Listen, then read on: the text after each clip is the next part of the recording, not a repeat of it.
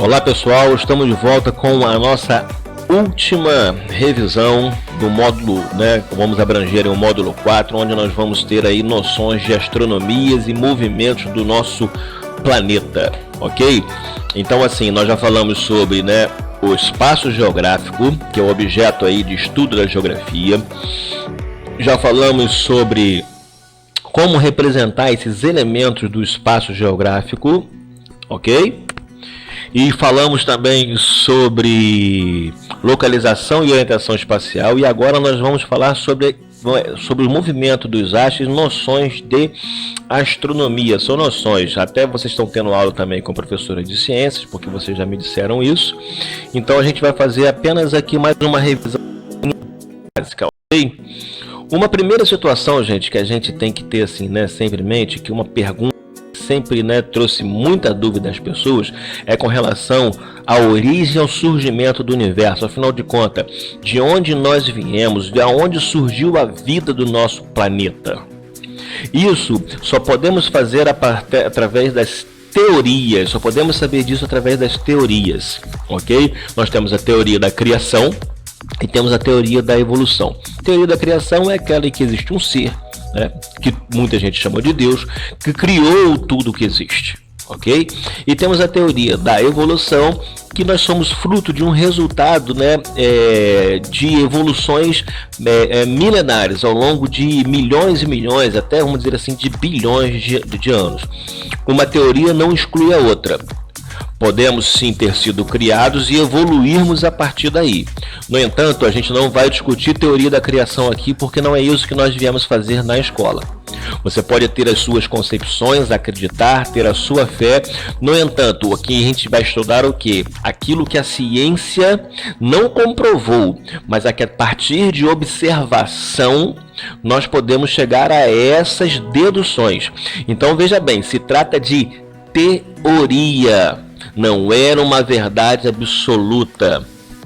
A ciência, ela descobre as leis da natureza e essas sim são verdadeiras, são imutáveis, ok? As leis da natureza, lei de ação e reação, por exemplo, as leis, né, da física, leis de causa e efeito, tudo isso são leis naturais que os cientistas eles tiveram conhecimento a partir de uma longa análise e observação e viu que essas leis elas são o quê? Eternas e imutáveis, não muda.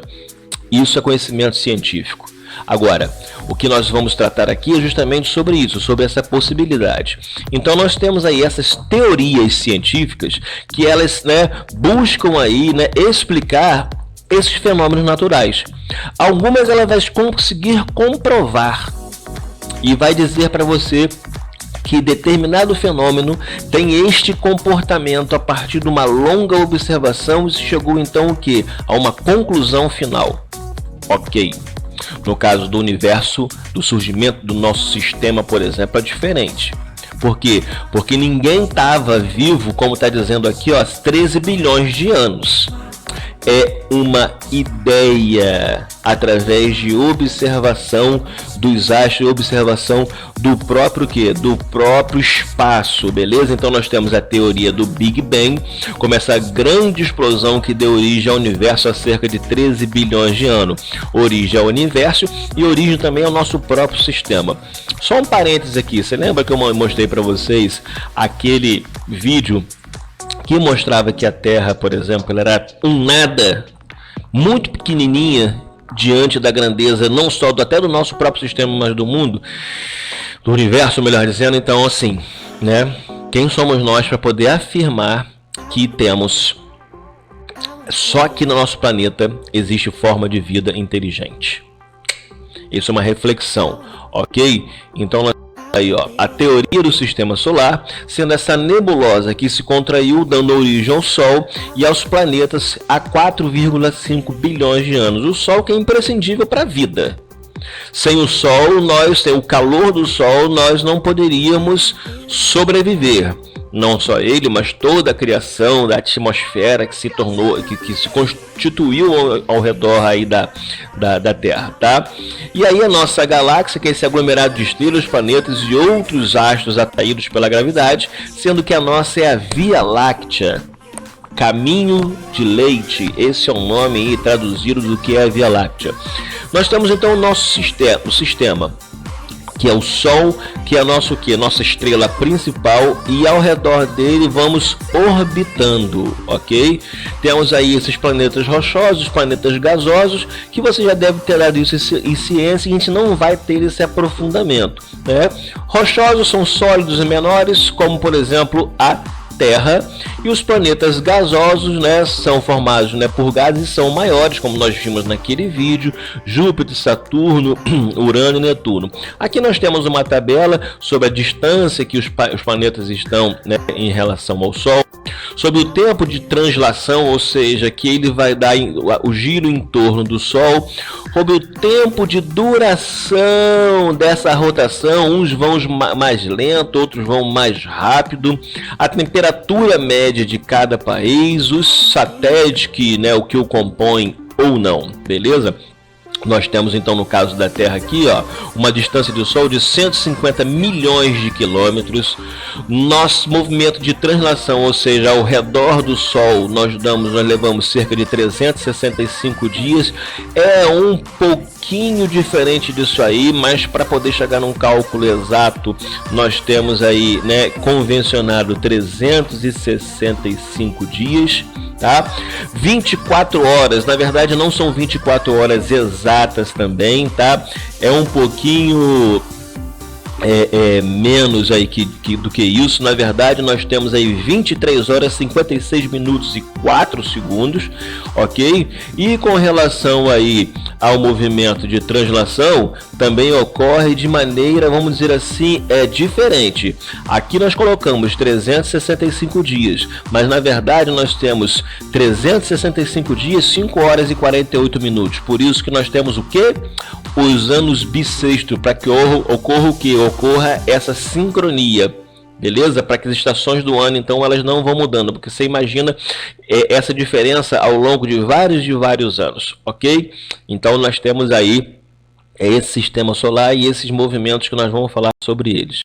Falando sobre, né, zonas de iluminação, isso seria de acordo com o que? De acordo com a nossa posição em relação ao Sol. Nós temos uma Terra que ela é inclinada, e que o Sol, como nessas figuras aqui, vão estar incidindo de maneira o que? Diferenciada.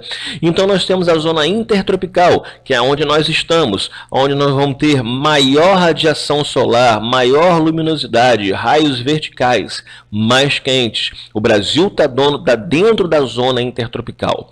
Nós temos as zonas temperadas, que temos temperatura aqui mais amenas, onde o Sol ele vai bater com menos intensidade devido a esta inclinação que a Terra tem.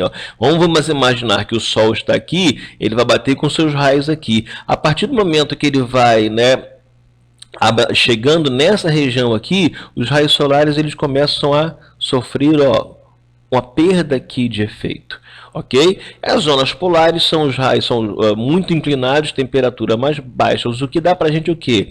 Ausência de calor. Não existe frio, o que existe é ausência de calor.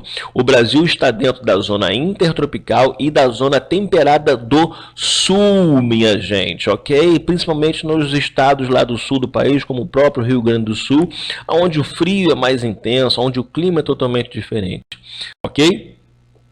E temos aí os movimentos de rotação e translação da Terra, que vão dar para a gente o que? Algumas informações. Rotação: a Terra girando em torno do seu próprio eixo, com duração de 23 horas, 56 minutos e alguns segundinhos, beleza? E com relação a qual principal consequência? A sucessão de dias e noites, ou seja, não existe então a noite em si. O que existe é o que? A falta da luz solar. É só o que? Uma consequência, beleza? Então não existe escuridão. O que existe é a ausência da luz. Para que serve isso aqui? Para que a gente possa nos organizarmos, principalmente nas comunicações que a gente vai fazer com os outros países e etc., que não tem, né, não estão na mesma posição geográfica que nós. E temos aí, né, o movimento de translação, que é o que a Terra realiza através dessa volta aqui em torno do Sol. Repare aqui que nós temos ó, o Sol e a distância que nós estamos quando estamos nessa posição aqui e a distância que nós temos ó, em relação ao Sol quando estamos em outro quê? Em outro trajeto. Opa, fugiu aqui, mas a gente volta. Ok? E isso vai dar para a gente o quê? As estações do ano. Para que servem as estações do ano? Para que a gente possa organizar, por exemplo, a nossa agricultura, por exemplo, e os nossos, né, programação das nossas viagens. Então reparem que, olha só, como, né, aqui fica mais iluminado do que a outra parte, por exemplo. Então nós temos aí, né, a parte em que o dia vai durar num período, né, vamos dizer assim, igual, 12 horas com 12 horas, e no período, por exemplo, do verão, ou no período, por exemplo, do inverno, o dia, né, no caso do verão, dura mais e a noite dura menos, e no inverno a noite dura mais e o dia dura menos. Pessoal, nós temos aí, né, aqui as estações do ano, mas não vamos nos aprofundar nisso, até porque vocês estão tendo também isso lá com a professora de vocês de ciências, com a Fátima, ok? Então fica mais essa aí aulinha pra gente. Beijo no coração, encerramos aqui nossa revisão e a partir da próxima aula já vamos entrar com a matéria. Grande beijo!